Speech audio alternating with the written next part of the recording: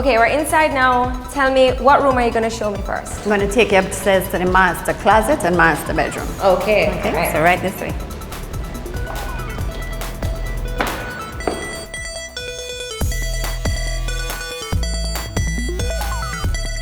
Oh, it's a double door. Yep. Okay, so here we are, the master bedroom, which goes into the master closet. Right here. Come right in. Oh, wow. Okay, so this was existing, so I basically had to work with what was here. This area, she wanted like a chest of drawers and like little nooks to put her sunglasses and that kind of thing. She will have hanging high and low. This whole thing will come off and it'll be nicely done with proper panels and architraves. It's a great use of space. This was here, but I put on some nice moldings to give it a little lift. Okay. Some savings tips would be, these are regular heavy-duty pipes that you get in your hardware. Okay. And they're so strong that it doesn't matter how many hangers you put. you can swing on it. Bend. Try swinging. Your clothes will never sag. They're very heavy-duty. So what I did here was I gave her a space for her dresses. Right. And then these are, yeah, the shirts and trousers. I just made the most of whatever space I had. Mm-hmm. Who needs a walk-in closet? Everybody. I've never actually heard a complaint in the industry that, oh my gosh, I have too much space. Okay. So the bigger the better, and it adds to the resale value of any time you want to get rid of your house. And some little tips like to maximize the space. Well, what I recommend is using, not using all of your footprint. So you use all the walls obviously and you go up. Okay. So nothing is wrong with a step ladder, a step stool, whatever. So you can put all your handbags up top. So the upper shelving is those little cubby holes are for her handbags. Maybe for winter clothes if you want to put them.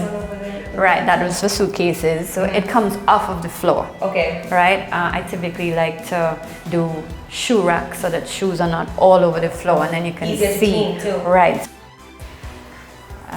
And then come into this area here.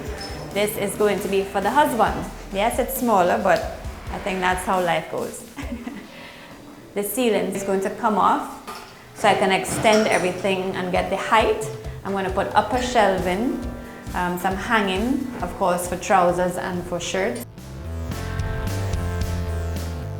So here we come. This is the master bathroom.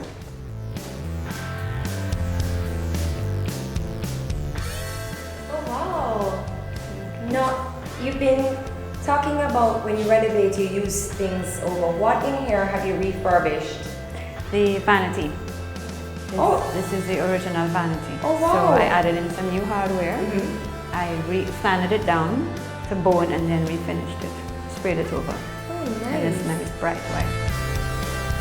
Recycling should be done on every project in order to keep your costs down and to save the environment. The mirror is also recycled. And that, of course, keeps costs down.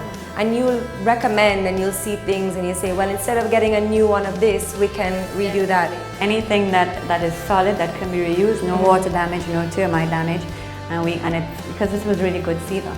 Yeah, okay. So this has a good couple more years left in it. The toilet that was once a little walk-in closet now has its own little space. So the toilet remained in the same space. This was solid wall here. Okay. And the entrance used to be on the other side. So I broke this down. I couldn't get it any wider because this is a beam. There's steel going through here. So I cut it out, and then my mason, I had a leftover piece of marble. I just dropped him in here to give it a little style. Yeah, lots of nice counter space. You know, his and her things. Now, how easy is it to go overboard, especially in the master bathroom? Well, people can get excited. They can get excited, but you have to also couple it with functionality. You know what I mean? You don't want to just put the tiles that, like there are some marble tiles that they want to put in a shower, or stone, and it can't go in the shower, and they're very expensive, and because they're porous, the water will settle in it and it will get mildewed or whatever.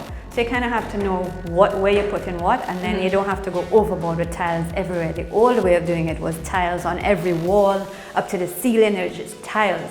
Now you can just go with the tiles in the shower, little accent pieces maybe in the niche, and then the skirting on the floor. And that will keep your cost down as well. Aesthetically speaking, how important is the master bathroom to a house? It's one of the most important things beside next to the kitchen. That's what buyers look for, that appreciates their value, and it's just a nicety. You spend a lot of time here. Yeah, you do. It's like, this is like where you come to relax.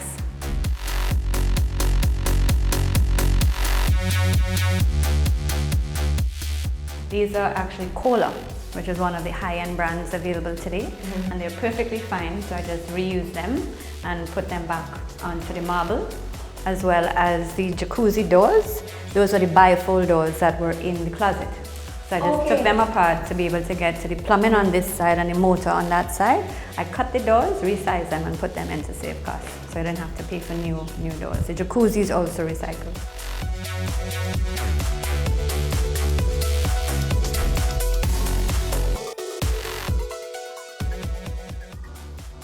And being a contractor designer in Jamaica, do you find it hard to find the pieces that you need or you'd like to have, especially with these apps that have all of these lovely things from foreign? Can you find those things readily available in Jamaica? Sometimes I do feel deprived when I travel. I mean, there's such a huge world out there. When I have some clients that bring some catalogs to me and say you can do whatever you want, I feel truly deprived. But for budgets and functionality, as well as appreciating the value of the place, they have suppliers here, more than enough that I can work with. And before, was it a walk-in shower or you created that whole space? It was a walk-in shower, but it was the old-time glass enclosure, but it's like a sliding door. The design world is coming away from shower curtains. Yeah. So they're going more towards glass. So it could be fixed pieces of glass or glass with doors. Putting a glass door and a glass panel pane right here. And they will have all new tiles. Only inside of the shower will have tiles on the wall in order to keep costs down. Another cost-saving tip for this particular job would be to put this wall in as opposed to glass. There's glass here and the door opens onto it, you always risk it shattering. Or if it's tempered glass, it will break. It won't fall apart, but it will still break. So I put this in, which is a solid wall. It's a solid wall, okay. Then I put the glass fixture, the glass enclosure onto it. So it gives it that sleek spa feel. You know? Right. And another tip on keeping your costs down is you work with what's here, your shell. So most people come in and say, oh, I want to move the shower to there, and then that requires closing up of windows and shifting plumbing, closing up of windows, relocating stuff. If it is that it's here and it works this way, you can always find ways to maybe extend it, change it, widen it, but work with it. After the break on Home Sweet Home. I've actually been to houses where I'm like, where's your front door? It's around the side or around the back.